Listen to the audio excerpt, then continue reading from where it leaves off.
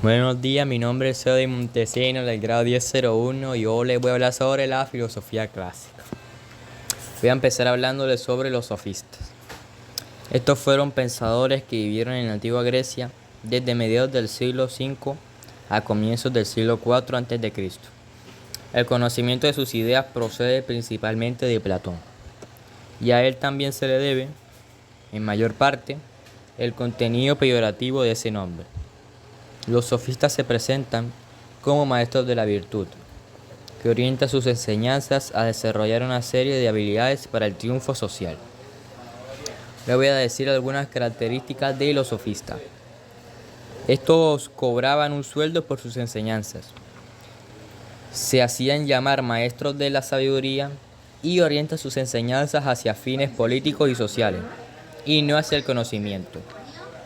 Otra sería que utilizan y enseñan la retórica y la erística. Estos métodos no tienen como fin alcanzar el conocimiento, sino salir triunfante en las disputas públicas. Ahora les voy a hablar sobre Sócrates. Nació en Atenas en el 470 al 399 a.C., de una familia, al parecer, de clase media. Su padre era escultor y su madre comadrona, lo que ha dado lugar a alguna comparación entre el oficio de su madre y la actividad filosófica de Sócrates. Los primeros años de la vida de Sócrates coinciden, pues, con el periodo de esplendor de la sofística en Atenas. Fue un filósofo que no dejó nada escrito y que utilizaba el diálogo como medio de enseñanza.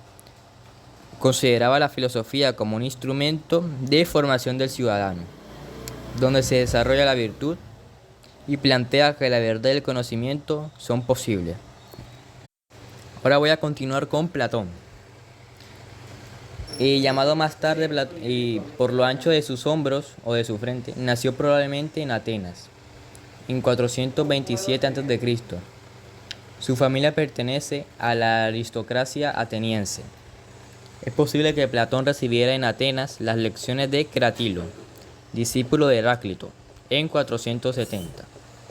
Cuando tiene 20 años, sucede el acontecimiento fundamental de su vida. Conoce a Sócrates, a quien permanece ligado intensamente hasta la muerte del maestro. Son los años agitados de la vida política de Atenas. En el año 440, en Esparta, impone el gobierno oligárquico de los 30 tiranos, entre los que figuraban dos parientes de Platón, Cármides y Critias.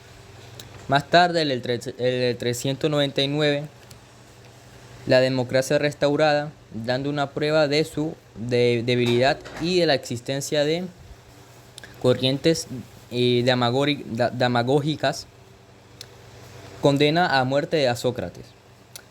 Estos acontecimientos van a orientar definitivamente la actividad de Platón. Y por último les voy a hablar sobre Aristóteles.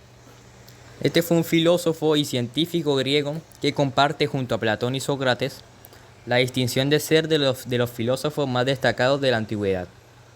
Nació en Estágira, Macedonia. De ahí que algunos le llamen el estagirita. Aristóteles fue hijo de Nicomaco, médico del rey macedonio Amistas II. Siguiendo la tradición familiar, debía estudiar medicina, razón por la cual se trasladó a Atenas a la edad de 16 años.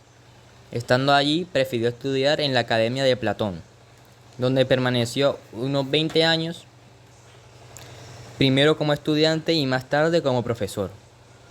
A la muerte de Platón, acaecida en el año 347 a.C., Aristóteles partió para Asos, ciudad de Asia Menor en la que gobernaba su amigo Hermias, al que le sirvió de asesor.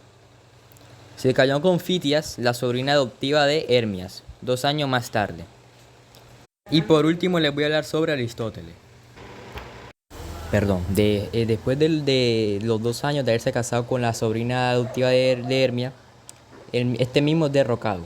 De esta manera Aristóteles se marchó a Peaya, capital de Macedonia, donde fue llamado por Filipo de Macedonia para educar a su hijo, Alejandro, futuro Alejandro Magno, convirtiéndose en tutor del hijo menor del rey.